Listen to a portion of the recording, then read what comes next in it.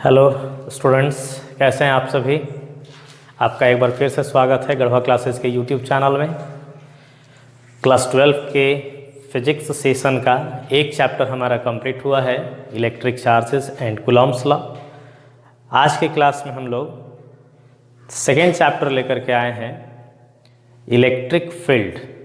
ठीक है, तो आज जानते हैं कि इलेक्ट्रिक फील्ड क्या होता है, कैसे वर्क करता है, प्रॉपर्टीज़ क्या हैं इलेक्ट्रिक फील्ड के, पॉइंट चार्ज के कारण इलेक्ट्रिक फील्ड होता क्या है। तो चैप्टर का नाम जो है हम लोग का electric field.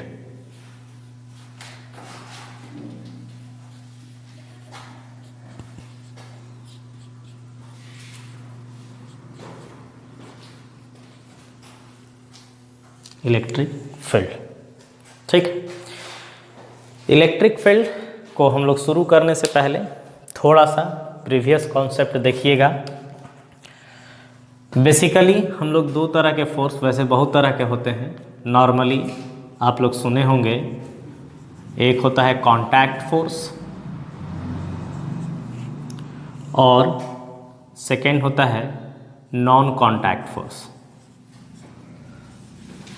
Non contact force, ठीक है।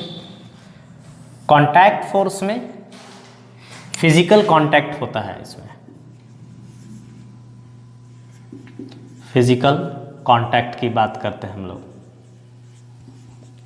और इसमें there is no any contact, no any contact. जैसे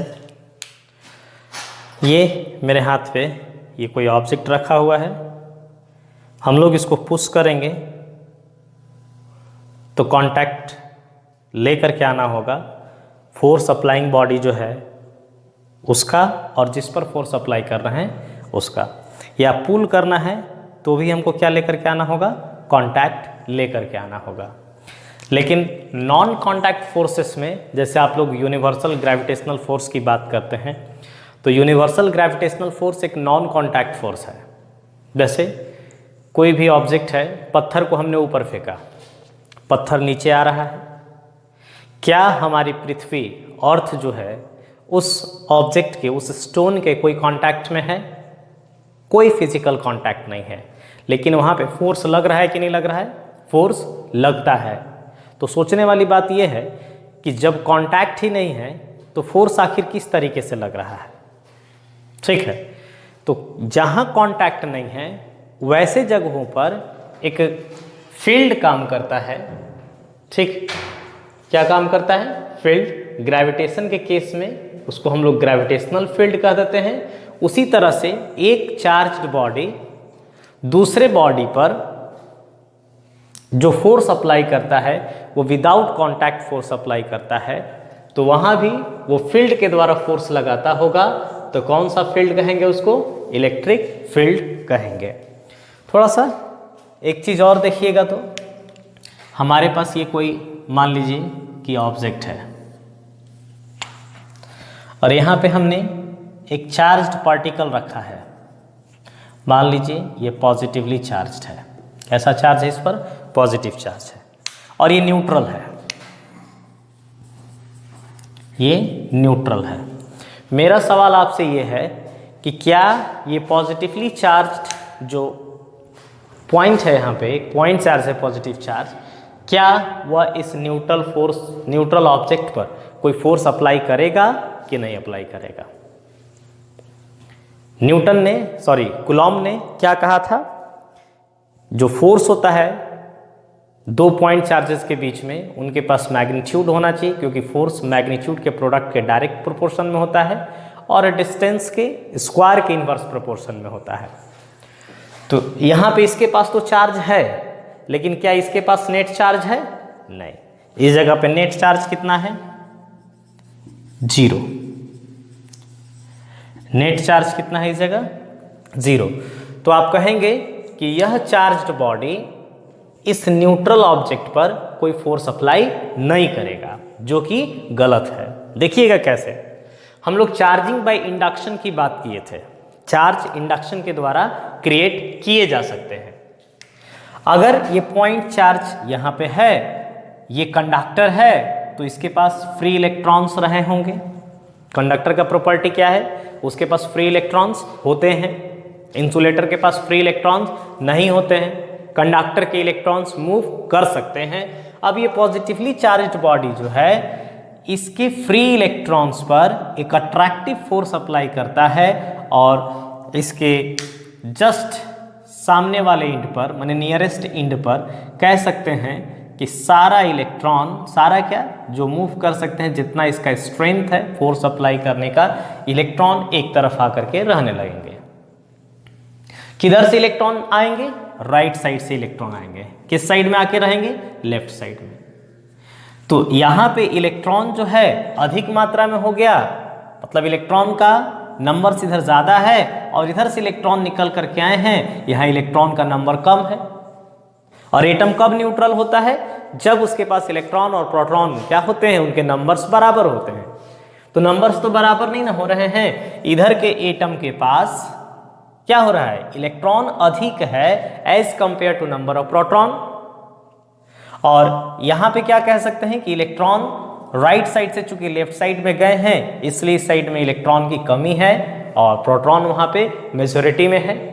और जब प्रोटॉन मेजॉरिटी में है, इलेक्ट्रॉन की कमी है, तो इस एंड पर भी चार्ज डेवलप होगा। और वह कैसा चार्ज डेवलप होगा, पॉजिटिव चार्ज डेवलप होगा। अब आते हैं इसके पास, देखिए तो कूलॉम ने क्या कहा था कि दो चार्जेस के बीच में क्या लगता है, अट्रैक्टिव फोर्स। कब, जब दोनों अनलाइक हों। और रिपल्सिव फोर्स कब, जब दोनों क्या हों, लाइक हों। अच्छा, ये भी दूसरी तरफ ध्यान दीजिएगा कि अगर इधर -q टोटल चार्ज इंड्यूस हुआ, तो राइट साइड में कितना चार्ज इंड्यूस होगा, +q। भाई इलेक्ट्रॉन कहां से आए हैं, राइट साइड से ही आए हैं। अब थोड़ा सा डिस्टेंस की भी बात कीजिएगा। इस इंड से हमारे पॉइंट चार्ज का डिस्टेंस d1 है और दूसरे इंड से डिस्टेंस कितना हम लोग लेते हैं, d2 लेते हैं। और आपको ये चीज क्लियर नजर आ रहा होगा कि d1 छोटा है किससे, d2 से। d1 अगर d2 से छोटा हुआ है, अब फोर्सेस की बात जब हम करेंगे, डिस्टेंस चूंकि छोटा है इस +q और -q के बीच में, चूंकि ये पॉइंट चार्ज तो है नहीं, कूलॉम्स का लॉ पॉइंट चार्ज के लिए वैलिड है, तो ऐसा हम कह सकते हैं क्या कि ये पॉइंट, इस पॉइंट पर फोर्स लगाया होगा, हर एक पॉइंट पर इसके फोर्स लगाया होगा और वो फोर्स कैसा रहा होगा, अट्रैक्टिव फोर्स रहा होगा। और इसके कंपैरिजन में डिस्टेंस भी क्या है, कम है, ठीक है। और जब इसके कंपैरिजन में इस चार्ज का डिस्टेंस कम है, तो इधर रहने वाले जो चार्जेस हैं उस पर फोर्स, ये लार्ज फोर्स लगाया होगा, फोर्स बड़ा रहा होगा। और जो राइट साइड में है पॉजिटिव चार्ज, रिपल्सन भले हो रहा है और चार्ज भी सेम है, लेकिन यहां और यहां के बीच में जो डिस्टेंस है d2, वह क्या है, बड़ा है। और जब डिस्टेंस बढ़ेगा तो फोर्स क्या होता है, डिक्रीज करता है। डिस्टेंस जब बढ़ेगा तो फोर्स डिक्रीज करता है, और जब डिस्टेंस कम होता है तो फोर्स डिक्रीज करता है, कम रहता है।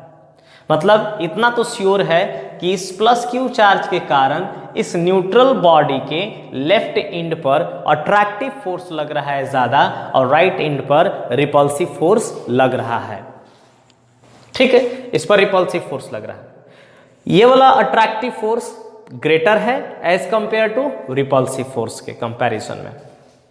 अगर रिपल्सिव फोर्स से बड़ा है अट्रैक्टिव फोर्स, तो सीधा सीधा ये पॉइंट चार्ज या ये चार्ज्ड बॉडी जो है, इस अनचार्ज्ड बॉडी को, न्यूट्रल जो था उसको अपनी तरफ क्या करना चाहिए, अट्रैक्ट करना चाहिए।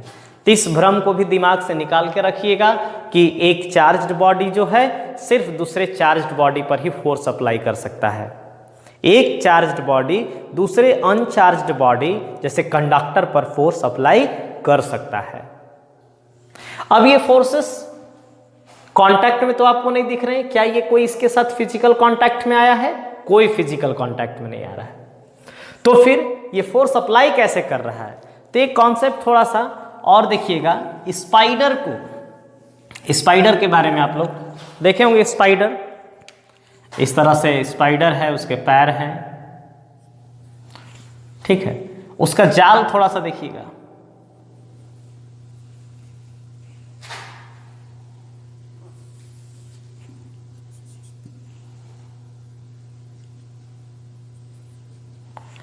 इस तरीके से सबसे पहले वो अपना सेटअप तैयार करता है और पूरा इन सब को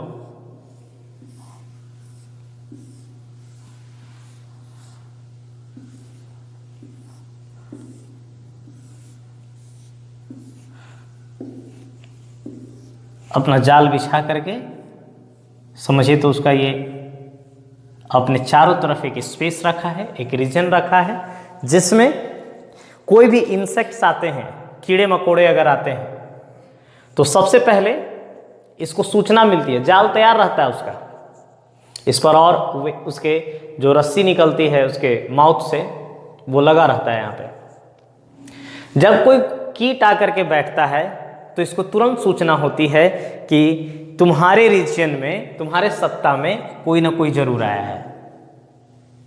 और जैसे ही आता है तब अब स्पाइडर क्या करता है, ये पता लगाने की कोशिश करता है जो आया है वो हमारे जैसा है या हमसे अलग है, हमारे जैसा है या हमसे अलग है। अगर इसी के जैसा हुआ कोई दूसरा स्पाइडर है तो ये उसको कुछ नहीं करता है, रिपेल करेगा। उसको चाहता है कि हमारे रीजन से वो क्या रहे, बाहर रहे। लेकिन अगर कोई इंसेक्ट आकर के यहां पे बैठा इस जगह पे, जो इसका भोजन होने वाला है, अब इसको इंफॉर्मेशन मिला कि नहीं वो आपके जैसा नहीं है, तुम्हारे जैसा नहीं, किसी और के जैसा है, तो जो इसकी रस्सियां बिखरी हुई रहती हैं उसमें अपनी तरफ खींचता है, लपेट लपेट के उसको घूमते घूमते घूमते घूमते घूमते घूमते यहां तक लेकर के आएगा। और क्या करेगा स्पाइडर, अपना डिनर या लंच या ब्रेकफास्ट जो भी होगा करेगा। ठीक इसी प्रकार से जस्ट स्पाइडर का केस देखिए, स्पाइडर ने अपने चारों तरफ क्या किया है, अपने शिकार के लिए, अपने भोजन के लिए गया नहीं है, एक जाल बिछा करके है, एक स्पेस तैयार करके है, एक फील्ड तैयार करके है, ठीक है। और इसी फील्ड में अगर कोई आता है तो उसके साथ इंटरैक्ट करता है। सेम वही रोल हमारे पास चार्जेस के लिए भी है। अगर यहां पे कोई पॉजिटिव चार्ज एक रखा हुआ है Q, ये भी अपने चारों तरफ जाल बिछा करके तैयार रहता है।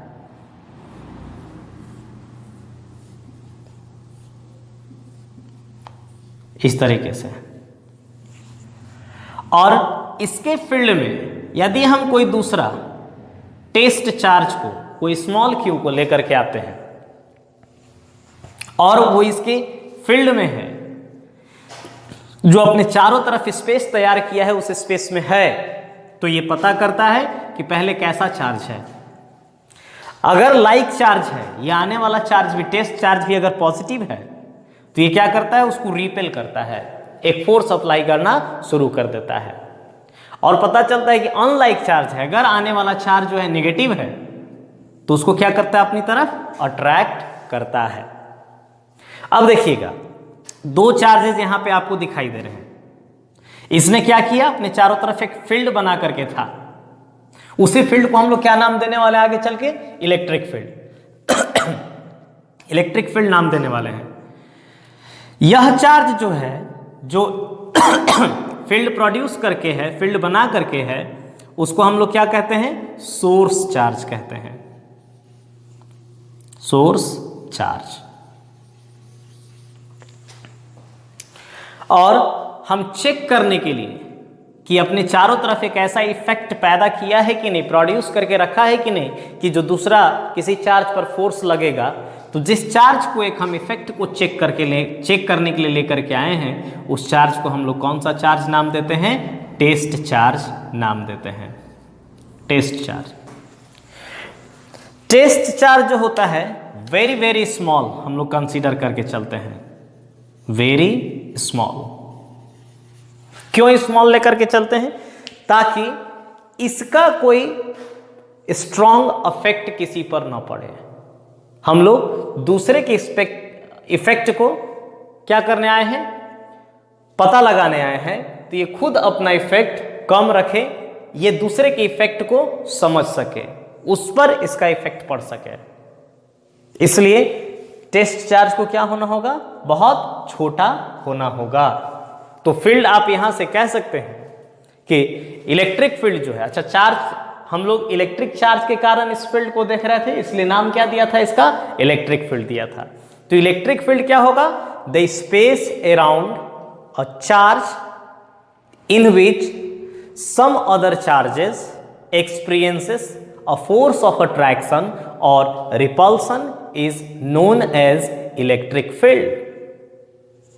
फिर से सुनिएगा, space around a charge in which some other charge experience a force of attraction और repulsion is known as electric field. और जो उस फील्ड को प्रोड्यूस कर रहा है उसको हम लोग क्या कहते हैं, सोर्स चार्ज कहते हैं। कौन सा चार्ज कहते हैं, सोर्स चार्ज कहते हैं। और दूसरे वाले को क्या कहते हैं हम लोग, टेस्ट चार्ज कहते हैं। सोर्स चार्ज और टेस्ट चार्ज। चलिए, तो डेफिनेशन क्या होगा इलेक्ट्रिक फील्ड का, देखिएगा, the region around a charge और चार्ज डिस्ट्रीब्यूशन, चार्ज रहे हमारे पास या फिर चार्ज डिस्ट्रीब्यूशन रहे, within which its electrical effects are perceptible, electrical effects क्या है, perceptible है, is known as the electric field, उसको हम लोग क्या कहते हैं, इलेक्ट्रिक फील्ड कहते हैं, of given charge। ठीक है, the charge which produces electric field, जो इलेक्ट्रिक फील्ड को प्रोड्यूस करता है उसको हम लोग सोर्स चार्ज कहते हैं। कौन सा चार्ज कहते हैं, source charge. And the charge on which the effect of source charge is observed is test charge. क्या कहेंगे उसको, टेस्ट चार्ज कहेंगे। टेस्ट चार्ज क्या होता है, very very small, very infinitely कह सकते हैं आप लोग, वेरी वेरी स्मॉल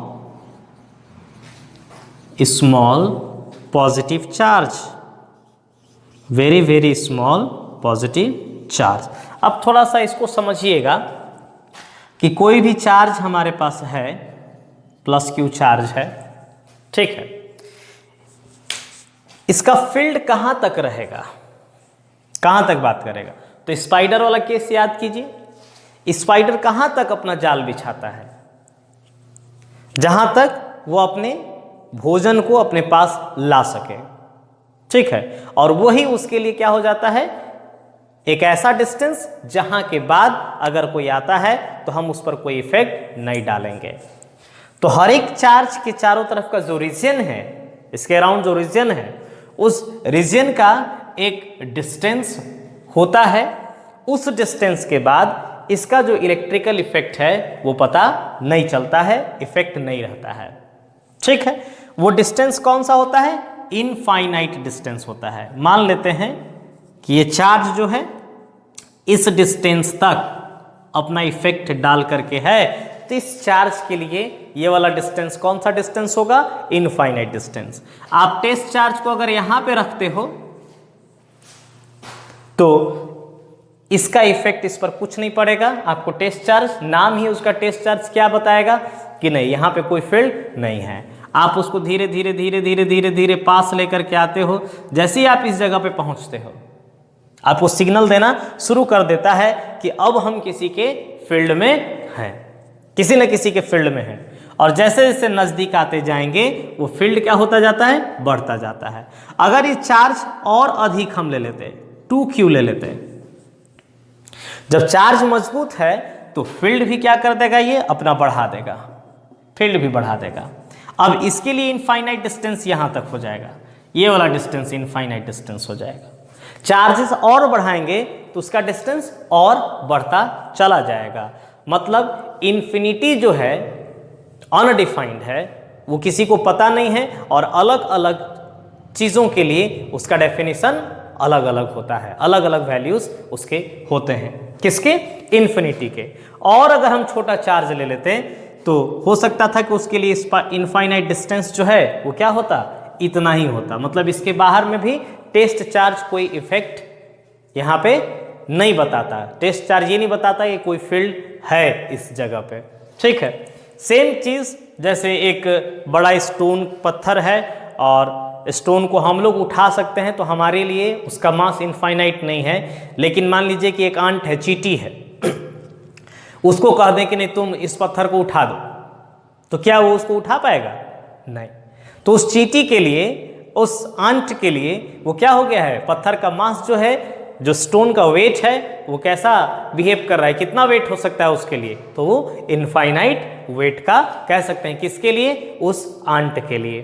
ठीक है, तो इलेक्ट्रिक फील्ड के बारे में आप लोग, अच्छा एक और चीज, इलेक्ट्रिक फील्ड को हम लोग किससे दिखाते, किससे हैं? तो इलेक्ट्रिक फील्ड को हम लोग कैपिटल ई से दिखाते हैं और इसके ऊपर एक वेक्टर का सिंबल हम लोग लगाते हैं, क्योंकि इलेक्ट्रिक फील्ड कैसा क्वांटिटी है? एक वेक्टर क्वांटिटी है। इलेक्ट्रिक फील्ड कैसा क्वांटिटी है? वेक्टर क्वांटिटी है।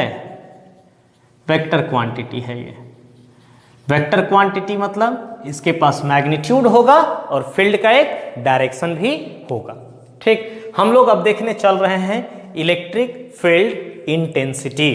Electric field intensity, electric field intensity की बात करने चल रहे हैं हम लोग। इलेक्ट्रिक फील्ड इंटेंसिटी को थोड़ा सा समझिएगा। ये हमारा एक सोर्स चार्ज है, सोर्स चार्ज है प्लस क्यू, और एक टेस्ट चार्ज यहाँ पे है स्मॉल प्लस क्यू, ये टेस्ट चार्ज है। ठीक, अभी इनके बीच में आपको डिस्टेंस इतना दिखाई दे रहा है। इस जगह पे फोर्स अगर हम कहें F1, इसको हम आगे की ओर ले रहे हैं, इसकी तरफ लेकर के आ रहे हैं, इस जगह लेकर के आए। ये पहले A पे था, अब पॉइंट B पे है। इस जगह कुछ फोर्स एक्सपीरियंस करेगा कूलॉम के नियम से, दैट इज F2। यहाँ पे मान लीजिए C है F3। इसी तरह से आप पॉइंट के क्रॉस होते हुए इसके पास लेकर के आ रहे हैं इस चार्ज को। क्या आप ऑब्जर्व किए होंगे कि जो इस डिस्टेंस पर है, लास्ट वाला जो पॉइंट A पर है, वहाँ पे जो फोर्स है वह फोर्स सबसे छोटा होगा। क्यों छोटा होगा? कूलॉम के हिसाब से फोर्स कितना होता है? 1/4 pi epsilon not Q by R square. तो ये जो R है, जिसको हम R1 कह सकते हैं, R1 ज़्यादा है तो R1 का स्क्वायर ज़्यादा होगा, तो ये फोर्स सबसे कम होगा। B वाला R2 डिस्टेंस जो है R1 से छोटा है, तो R2 का स्क्वायर कम है, इसलिए फोर्स F2 ग्रेटर होगा। F1 से उसी तरह से F3 ग्रेटर होगा F2 से, और एंड सो ऑन, आगे आने वाले भी फोर्सेस जो हैं बड़ा होते चले जाएंगे। ठीक, अब अगर हम फील्ड की बात करेंगे, फील्ड कितना लग रहा है, तो इसके कारण फील्ड हर जगह वैरी कर। अब देखिएगा, आप अगर बोलते हैं कि सर प्लस क्यू चार्ज पर लगने वाला फोर्स अगर फील्ड है, तो वो फील्ड नहीं हो सकता। फील्ड इंटेंसिटी, फील्ड तो है, इलेक्ट्रिक फील्ड इंटेंसिटी नहीं हो सकता है। क्यों इलेक्ट्रिक फील्ड इंटेंसिटी नहीं हो सकता है? मान लीजिए अभी आप स्मॉल क्यू चार्ज लेकर के आए हैं तो कुछ और फोर्स एक्सपीरियंस कर रहा है। आप 2Q चार्ज लेकर के आ रहे हैं तो कुछ और फोर्स एक्सपीरियंस करना शुरू कर देगा, माने फोर्सेस डिफरेंट लगने लगेंगे। अच्छा, फोर्सेस डिफरेंट लगने लगेंगे तो हम किसी भी पॉइंट का फील्ड हम फिक्स नहीं मान सकते हैं। इसीलिए अब हमको टेस्ट चार्ज का वैल्यू क्या करना होगा? फिक्स करना होगा कि नहीं, एक टेस्ट चार्ज इतना वैल्यू का होगा, इतना कूलॉम का होगा, और हर समय जो भी टेस्ट करेगा इलेक्ट्रिक फील्ड इंटेंसिटी के लिए, वो वही स्टैंडर्ड चार्ज का जो वैल्यू है उसी को लेकर के इलेक्ट्रिक फील्ड कैलकुलेट करना शुरू करेगा। ठीक है, तो क्या होगा, हम लोग इसको क्या मान लेते हैं? एक कूलॉम लेकर के चलते हैं, जिसको आप क्या कह सकते हैं? Unit positive charge. ठीक है, तो क्या होता है, डेफिनेशन क्या आएगा फिर हमारा इलेक्ट्रिक फील्ड इंटेंसिटी का? The force experienced by unit positive charge at field point, at a field point, ठीक, या एट अ पॉइंट कह सकते हैं सिंपली, जिसको हम लोग क्या कह रहे हैं? फील्ड पॉइंट भी कह सकते हैं। इन द इलेक्ट्रिक फील्ड, किसमें? इलेक्ट्रिक फील्ड में, ऑफ अ सोर्स चार्ज, किसका फील्ड रहेगा? सोर्स चार्ज के, is called the electric field strength. आप उसको इलेक्ट्रिक फील्ड स्ट्रेंथ कह सकते हैं, सिंपली स्ट्रेंथ कह सकते हैं, इलेक्ट्रिक फील्ड कह सकते हैं, इलेक्ट्रिक इंटेंसिटी कह सकते हैं, या इलेक्ट्रिक फील्ड इंटेंसिटी कह सकते हैं। ठीक है, मतलब डेफिनेशन क्या निकल के आ रहा है कि कोई भी सोर्स चार्ज के फील्ड में किसी एक पॉइंट पर इलेक्ट्रिक फील्ड इंटेंसिटी क्या होता है, तो उस पॉइंट पर यदि हम 1 कूलॉम का चार्ज रख दें और उस 1 कूलॉम के चार्ज के द्वारा एक्सपीरियंस किया गया जो फोर्स होता है वही फोर्स क्या कहलाता है, इलेक्ट्रिक फील्ड का इंटेंसिटी कहलाता है। देखिएगा, मान लीजिए ये पॉजिटिव चार्ज है, ये अपने चारों तरफ क्या बना के रहा होगा, इलेक्ट्रिक फील्ड। इसके चारों तरफ इलेक्ट्रिक फील्ड है अपना। आप यहां पे चाहते हैं कि इलेक्ट्रिक फील्ड का स्ट्रेंथ क्या होगा, मजबूती क्या होगी, उसका वैल्यू क्या होगा। तो यहां पे आप कितना कूलॉम के चार्ज को रख दें, 1 कूलॉम के चार्ज को रख दें, और इस 1 कूलॉम चार्ज पर लगने वाला जो फोर्स है, अगर कहें कि ये डिस्टेंस r है, इस r डिस्टेंस पर सोर्स चार्ज Q से r डिस्टेंस पर कोई टेस्ट चार्ज 1 कूलॉम का रखने पर यह 1 कूलॉम का चार्ज जितना फोर्स एक्सपीरियंस करता है वही फोर्स क्या कहलाता है, इलेक्ट्रिक फील्ड इंटेंसिटी। कहाँ का, इस पॉइंट का। अगर आप यहां पे इलेक्ट्रिक फील्ड इंटेंसिटी चाहते हैं या फील्ड इंटेंसिटी चाहते हैं तो यहां पे 1 कूलॉम रख देंगे, 1 कूलॉम का चार्ज। इस सोर्स चार्ज के फील्ड में किसी भी पॉइंट पर अगर आपको इलेक्ट्रिक फील्ड इंटेंसिटी का वैल्यू पता करना है तो आप एक टेस्ट चार्ज लेकर के जाओ। टेस्ट चार्ज कितना का होगा, 1 कूलॉम का होगा, और ये पता लगाने की कोशिश कीजिए कि वह 1 कूलॉम का चार्ज इस सोर्स चार्ज के कारण कितना फोर्स एक्सपीरियंस कर रहा है। जितना फोर्स एक्सपीरियंस करेगा वही क्या होगा, इलेक्ट्रिक फील्ड इंटेंसिटी होगा। तो देखिएगा, इलेक्ट्रिक फील्ड इंटेंसिटी को अब हम लोग उसका वैल्यू कैसे लेकर के आते हैं। अगर आपके पास एक टेस्ट चार्ज स्मॉल q है, देखिएगा, if capital Q is source charge and small q is test charge,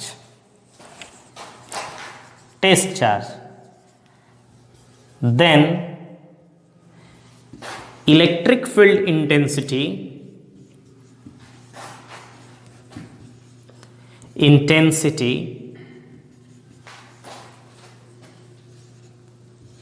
at any point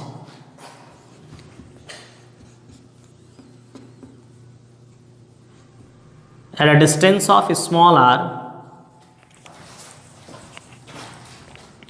at a distance of small r is, क्या होगा, इलेक्ट्रिक फील्ड इंटेंसिटी को किससे दिखाते हैं हम लोग, E से दिखाते हैं। चलिए, इस सोर्स चार्ज कैपिटल Q के कारण, सोर्स चार्ज जो है कैपिटल Q, इसके कारण हमारा टेस्ट चार्ज जो है स्मॉल q, ये कोई ना कोई एक फोर्स एक्सपीरियंस कर रहा होगा, और मान लेते हैं कि वह फोर्स कितना न्यूटन का है, F न्यूटन का है, फोर्स F है। और अगर फोर्स F है तो ये कितना कूलॉम का चार्ज, Q कूलॉम का चार्ज एक्सपीरियंस कर रहा है। तो इलेक्ट्रिक फील्ड इंटेंसिटी क्या होता है, 1 कूलॉम का चार्ज जो फोर्स एक्सपीरियंस करता है।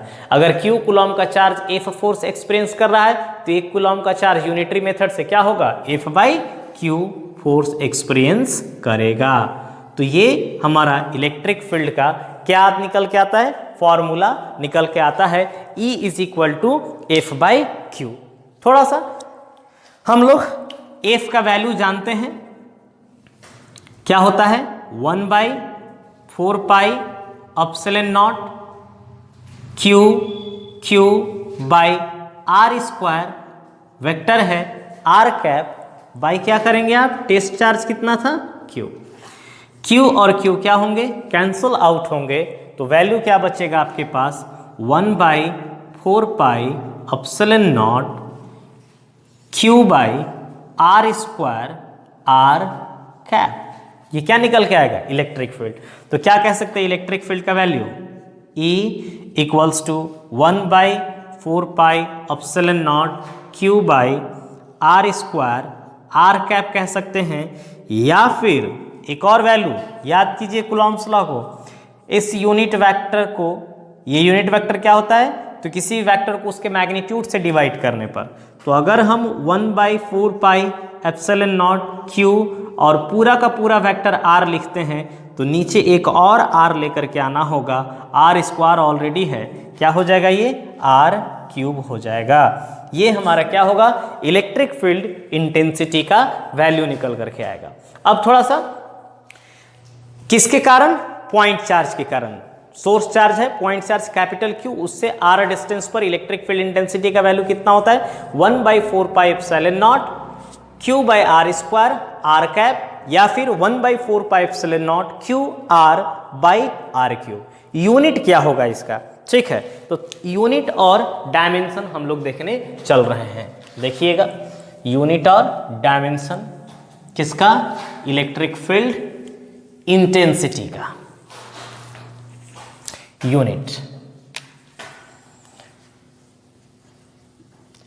Unit of E।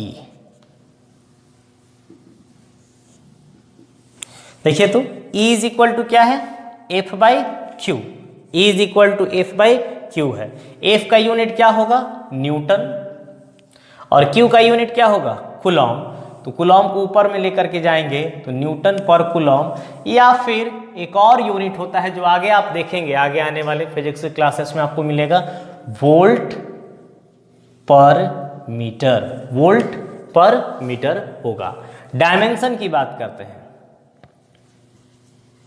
डायमेंशन क्या होने वाला है, इलेक्ट्रिक फील्ड का। तो dimension of electric field intensity is equal to dimension of F by dimension of Q।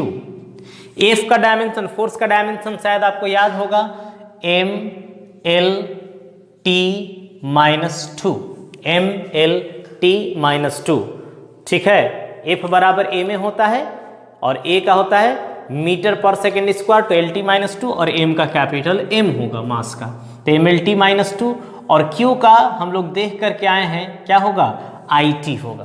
तो क्या डायमेंशन यहां से निकल करके आएगा, MLT, एक और जाएगा यहां से -3I-1। तो ये होगा इलेक्ट्रिक फील्ड इंटेंसिटी का डायमेंशन, और यूनिट क्या होगा इलेक्ट्रिक फील्ड इंटेंसिटी का, वोल्ट पर मीटर या फिर न्यूटन पर कूलॉम होगा। ठीक, अब थोड़ा सा एक बात और हम लोग देखने चल रहे हैं। मान लीजिए हमारे पास वेरियस डिस्क्रीट चार्जेस हैं और सिस्टम ऑफ चार्जेस के कारण किसी पॉइंट पर हमको इलेक्ट्रिक फील्ड का इंटेंसिटी निकालना है। तब क्या, यदि हमारे पास चार्ज डिस्ट्रीब्यूशन डिस्क्रीट हो तब और कंटिन्यूअस हो, तब हम लोग कैसे काम करेंगे। ठीक है, if you have discrete charge distribution of charges Q1, Q2, Q3, Q4, n charges हैं, then the electric field intensity किसी भी पॉइंट पर, मान लीजिए कि आपके पास इस पॉइंट पर Q1 चार्ज है, यहाँ पे Q2 चार्ज है, इस जगह पे Q3 चार्ज है, और भी चार्जेस हैं, और इस पॉइंट कैपिटल P पर आपको electric field intensity E calculate करना है।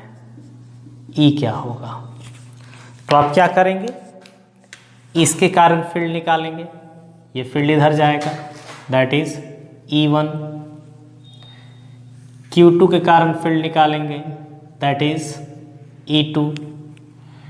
Q3 के कारण फील्ड निकालेंगे, दैट इज E3। उसी तरह से Q4 के कारण, और सभी फील्ड को हम लोग सुपरपोजिशन प्रिंसिपल से, ठीक है, सुपरपोजिशन प्रिंसिपल हम लोग फोर्स में पढ़े थे कि कोई भी एक पॉइंट चार्ज पर लगने वाला फोर्स जो है बाकी अदर चार्जेस के द्वारा जो फोर्स आपको निकालना है, तो इंडिविजुअल चार्ज के कारण फोर्स को निकालिए और उनको क्या कर दीजिए, वेक्टोरियली ऐड कर दीजिए।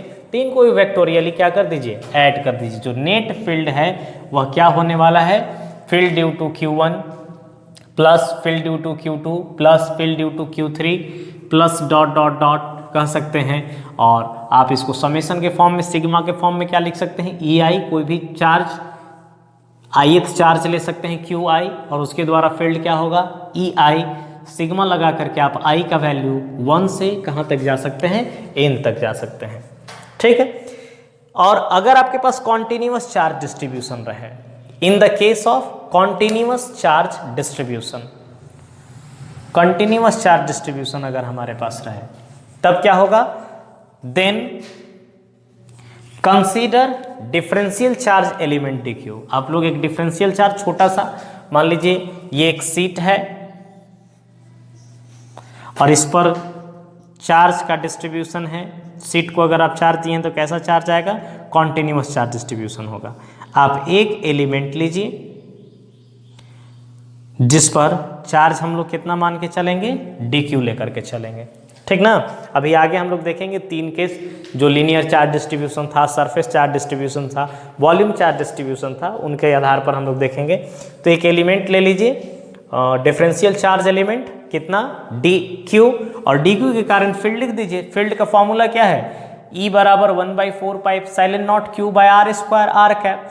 तो चूंकि स्मॉल एलिमेंट लिए हैं हम, स्मॉल चार्ज एलिमेंट लिए हैं, differential charge element, DQ is very very small charge, and the field is also small, and if the field is small then it must be represented by DE, and what is the value of DE, 1/4πε0 DQ by R square R cap, and that is equal to you know how to convert a vector into unit vector. What is unit vector? Vector divided by its magnitude, and then it becomes 1/4πε0 DQ upon RQ R vector। ठीक है। Total field intensity क्या होगा, इस charge distribution के कारण total field intensity क्या होगा। तो इन सच केसेस हम लोगों को क्या करना पड़ता है, इंटीग्रेट करना पड़ता है। छोटे छोटे चार्ज के कारण फील्ड निकालेंगे और इन चार्जेस के द्वारा जो फील्ड है उन फील्ड्स को हम लोग क्या कर लेंगे, जोड़ देंगे, ऐड कर देंगे। तो देखिए E बराबर क्या होगा, इंटीग्रेट करना होगा हमको, DE को इंटीग्रेट किया है। अब जो कंडीशन दिया रहेगा उसके हिसाब से लिमिट भी हम लोग लगाएंगे, लोअर एंड अपर लिमिट लगा सकते हैं। 1/4πε0 DQ bye R³ R vector, जो ये वैल्यू था 1/4πε0 is constant, that's why it is outside from integration. DQ we have to integrate in the form with respect to charge Q, hence DQ appear here। RQ distance कुछ भी हो सकता है, तो distance भी हमको नहीं पता है कि यहाँ पे फिक्स है कि वेरिएबल डिस्टेंस है, तो ये इंटीग्रेशन के अंदर में है। 3 केस जो यहाँ पे है,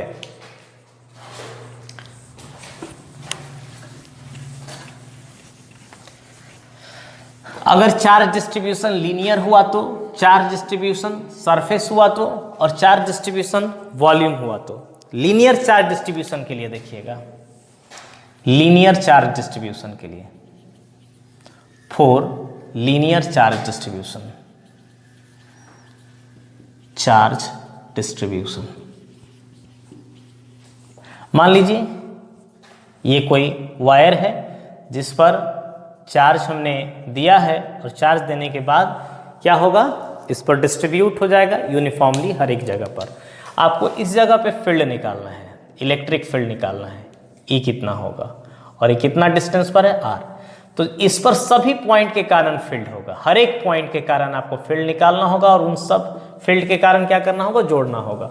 तो एक छोटा सा आप डिफरेंशियल एलिमेंट लेंगे DQ, differential charge element DQ, and what is the value of DQ, linear charge density क्या होता है, लैम्डा, और ये लेंथ कितना हम लोग लेंगे, DL लेंथ का लेंगे। ये जो लेंथ होगा वो कितना होगा, DL, तो लैम्डा क्या कहेंगे, DL। This is the value of DQ। Then write the field E equals to, अगर हम वेक्टर में नहीं जाते हैं डायरेक्ट वैल्यू लिखते हैं तो DQ बाय R स्क्वायर तक ही हमको काम हो जाएगा। 1/4πε0 DQ by R square, that is equal to 1/4πε0 DQ के जगह पर लैम्डा DL बाई कितना हो जाएगा, R square, lambda DL by R square. अगर सरफेस चार्ज डेंसिटी होता तो सरफेस चार्ज डेंसिटी पर हम लोग क्या करते, सिग्मा दिया रहता तो वहां पे स्मॉल एरिया लेते DS, sigma DS by R square करते। सरफेस चार्ज डेंसिटी के लिए देखिएगा,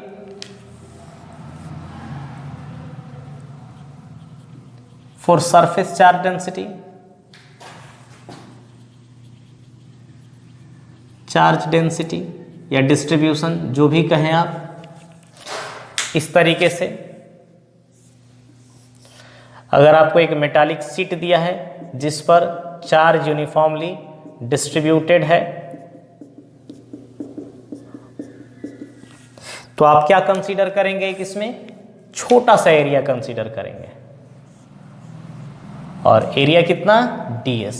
तो यहां पे जो चार्ज होगा dq हम लोग का सिग्मा होता है सरफेस चार्ज डेंसिटी, तो सिग्मा क्या होगा? ds। Then what is the value of electric field intensity? 1/4 pi epsilon not integration dq by r square, and what is dq? Sigma ds by कितना? r square. मान लीजिए इस जगह पे आपको r डिस्टेंस पर फील्ड चाहिए। तो similarly for volume charge distribution, for volume charge distribution क्या होगा? For volume charge distribution